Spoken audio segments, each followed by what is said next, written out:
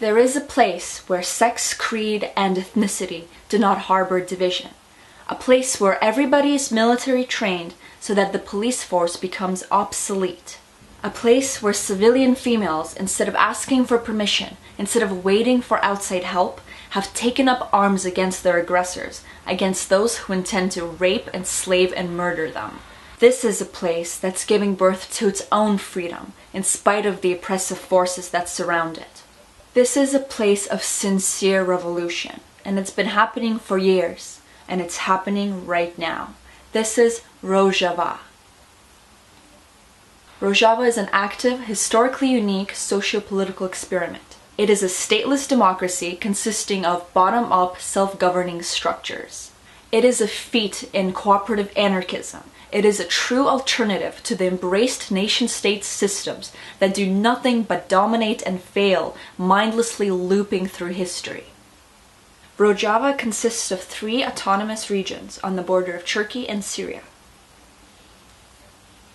Rožáva is populated by about 2 million people. It has 22 ministries. Each one has 1 minister and 2 deputies. All 3 have to be from a different ethnic background, and at least one of the 3 has to be a woman.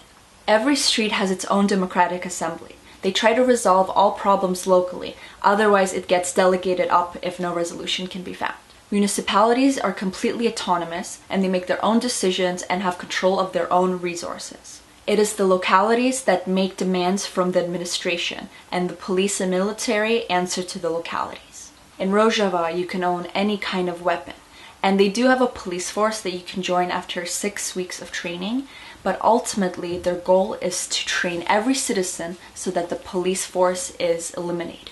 They also have the HPC, a network that anybody can claim to be a member of. They are the counterforce against the security apparatus. There is a huge emphasis on education. Permaculture, languages, history, and philosophy are given a lot of weight. Rožáva has hundreds of cooperatives, consisting between 50 to 100 people each, and most of which are agriculture-based. The cooperatives form a network which helps work out demand.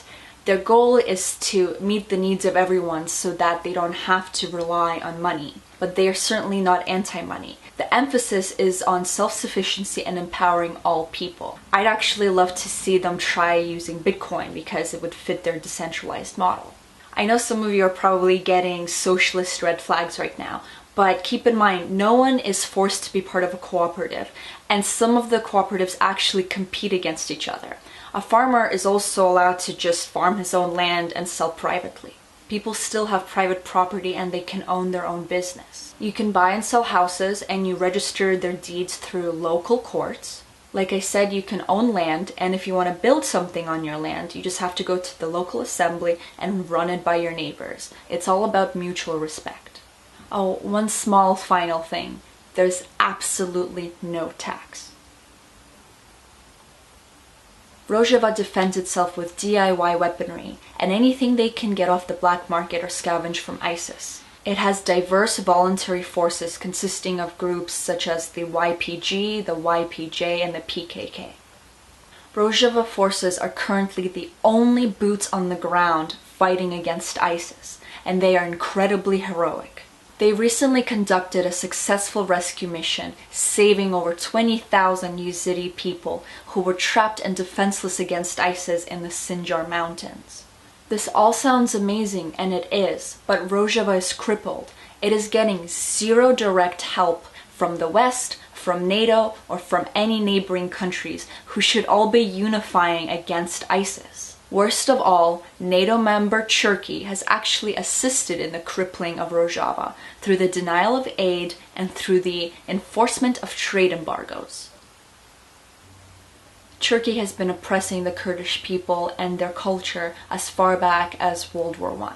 The Kurds are a large minority in Turkey and were promised independence, a promise that was broken. Since then, there have been numerous battles to regain cultural independence. Turkey does not even acknowledge the Kurds as a people, denying them the right to educate in their own language or even naming their children Kurdish names.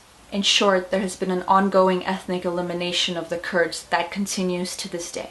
Turkey's behavior throughout the current conflict has been at best incompetent. Turkey denies supporting ISIS, yet the strongest ISIS bases all border Turkey. And ISIS has had a suspiciously easy time crossing the Turkish-Syrian border in order to invade the Rojavan cantons. Turkey has made public statements such as Kobane will not fall, meanwhile rejecting refugees, not providing aid, and not allowing trade channels which would help Rojava get supplies. Turkey has gone as far as unleashing severe police action against peaceful protests that were supporting Rojava and enacting curfews against the demonstrators. One of the ways that Turkey and NATO dismiss Rojava is by classifying the PKK as a terrorist group. The PKK was formed as a reactionary force against the oppressive actions of Turkey in the early 80s.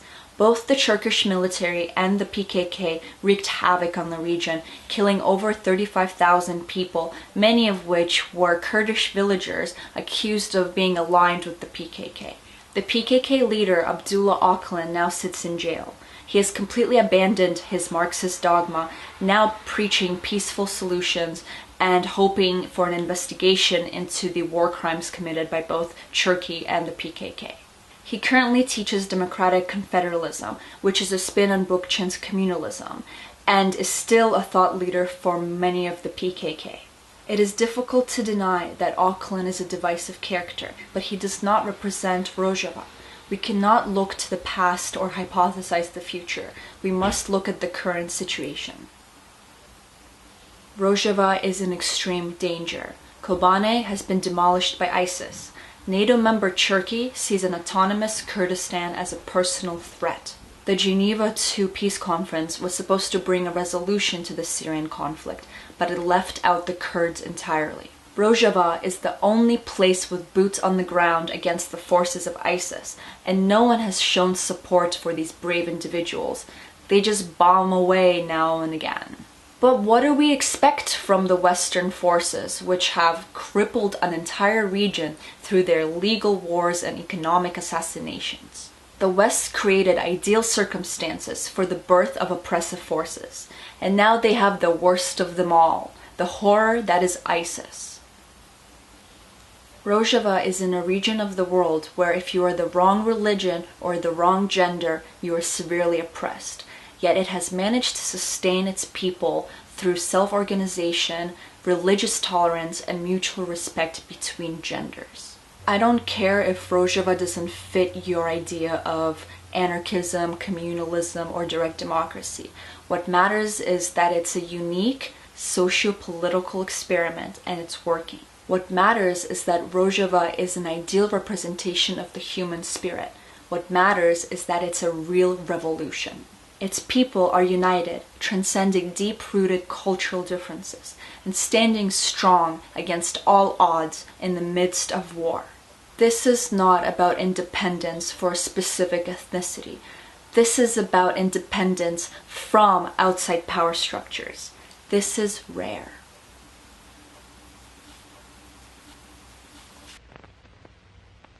Welcome to this comprehensive guide. In the next few minutes, I will outline how the American government uses the soft kill technique to commit the indirect murder of citizens without liability.